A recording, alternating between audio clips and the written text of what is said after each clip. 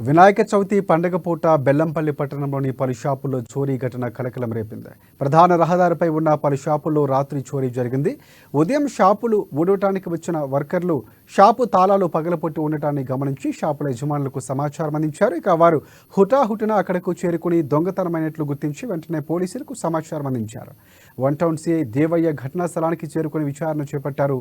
బాధిత యాజమాన్యుల ఫిర్యాదు మేరకు కేసు నమోదు చేసుకుని దర్యాప్తు చేపడుతున్నట్లు తెలిపారు.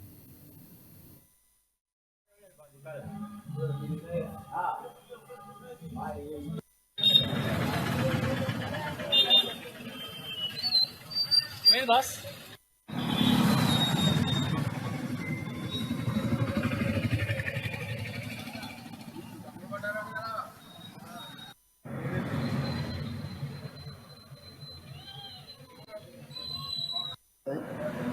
ऐसा दिसिल आई 10,000 8,000 10,000